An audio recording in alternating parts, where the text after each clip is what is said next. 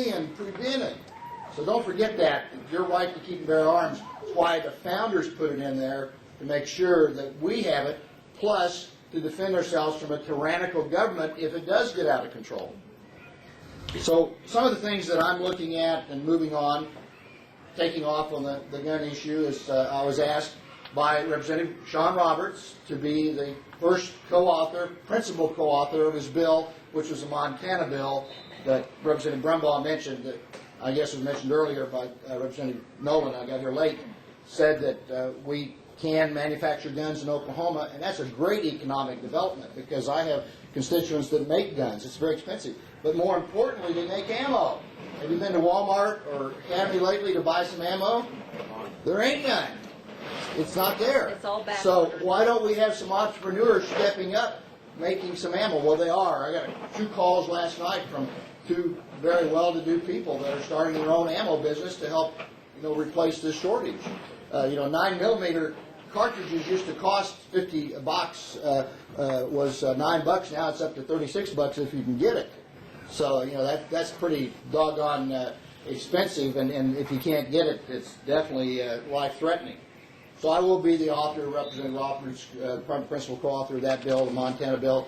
Also, I'll be the co-author, or the House author, of Senator Dom. And the other thing I want to thank you about is electing Senator Dom. They had a chamber candidate, and everybody was kind of offended in conservative circles.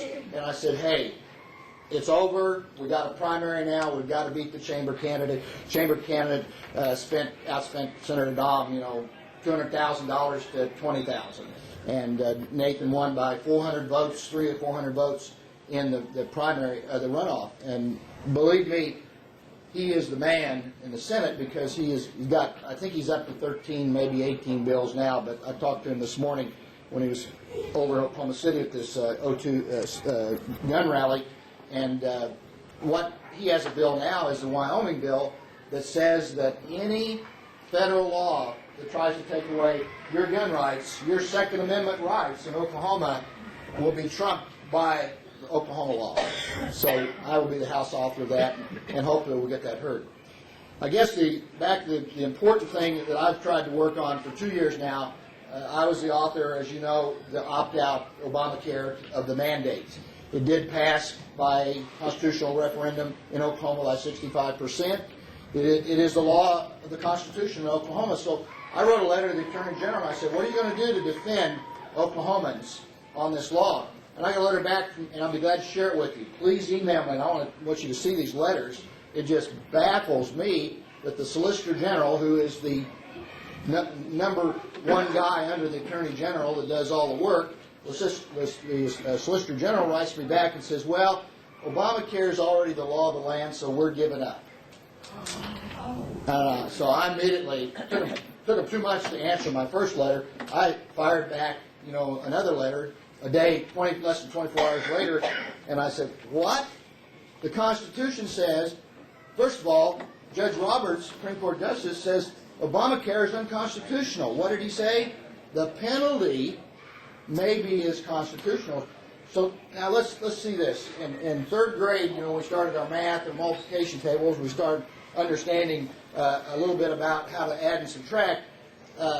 If it's unconstitutional, how can you enforce a tax on an unconstitutional law? And besides that, the founder says in Article 1, Section 8, we have enumerated powers, and if it's not mentioned anything about health care, then the states just ignore it, called nullification. And nullification is a bill, House Bill 1021, that I've authored. Senator Dom will be the Senate author. And also Senator Anderson got all excited. He says, I want to put one in there too, from Enid. So we're going to have another nullification bill coming from there. And then I learned yesterday that possibly Representative Moore might have something from his sovereignty committee that he's looking at, state sovereignty. But let's talk a little bit about nullification. Madison and Jefferson, in the writing of the Constitution, said that we're going to have a compact in Virginia and Kentucky that says that if we're going to create this federal union, the states were called the Confederacy. They were the original republic. They're the bulwarks of the freedom and liberty that we share today. And if you look at the writings in the Federalist Papers 45 that Madison talks about, he said, we create the federal government, not the other way around. So you are subservient to us, and if there is something that's clearly unconstitutional, we just ignore it. But we want to go further, and I got a call 2 days ago from the Speaker of the House of Ohio's legislature, said, give me your bill. I get a call from the pro tem of the South Carolina legislature, give me your bill.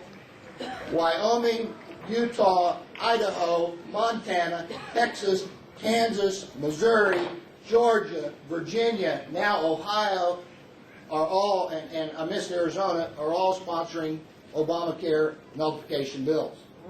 You'll also hear the term. You'll also hear the term interposition, and it's interchangeably, but basically what it says is if it clearly is unconstitutional, then the states will overrule it or just say it's nullified by the 9th and 10th Amendments. And the 9th and 10th Amendments say that the states basically control the process when it's not in the enumerated powers of the Constitution of Article 1, Section 8. We look at what has been accomplished, and we got this bill through 2 years ago in the judiciary. The leadership put it in judiciary, probably thinking that a doctor couldn't debate a bunch of lawyers in the room in judiciary, and it passed 12-4. They saw it. They saw that nullification has been a legitimate process to overrule. Let's go back to the first time it was challenged when the Congress passed the Sedition Acts. Anybody remember the Sedition Acts? It says that if you speak ill of your federal government, you can be thrown in prison. And they did. They were throwing people in prison, putting them up for life sentences and death sentences. And the states said, we're not going to agree with that. We're going to nullify it. In 1798, the first nullification, when they said they were not going to recognize, and they called it the Anti-Sedition Acts, and it went away. Then it moved forward, and there's many other instances since then, but let's move forward in the Civil War. You remember the runaway slave laws. Congress passed the laws to say that if a slave ran away to the northern states or to another state, they had to be brought back. Well, Wisconsin challenged it in their Supreme Court, and they nullified it. It went away. Nothing happened. What happened in Oklahoma 6 or 8 years ago? Senator Brogdon passed a bill to the Real ID that says that the federal government wants to put a computer chip in your driver's license that has all of your identification, your health care, your banking accounts, and everything. We nullified it in Oklahoma. It went away. What happened to the NAFTA superhighway? They said they're going to bring a superhighway, 8 lanes, 3 football fields long, wide, up from Mexico to the border along I-35 to Canada. And Oklahoma, Senator Brogdon again said, you're going to have to go around Oklahoma. Well, it went away. They stopped the NAFTA superhighway. Let's move forward now. And I don't smoke marijuana. I don't advocate marijuana in any way, but there's 22 states that are nullifying the federal marijuana laws. And what we see in the last election, 3 states legalized marijuana for medicinal use. So nullification is a valid process that works. The 9th and 10th Amendment, we have groups now in Oklahoma that are 9th and 10th Amendment groups. Primarily they call themselves 10th Amendment groups that recognize that the states can control the process. Let's face it, ladies and gentlemen, Washington is broke. And if it's going back to what the founders said, let's fix it at the state level. Let's make sure we exercise our rights as citizens of the sovereign state of Oklahoma and Texas and Missouri and Arkansas and all the other states are going to push this forward.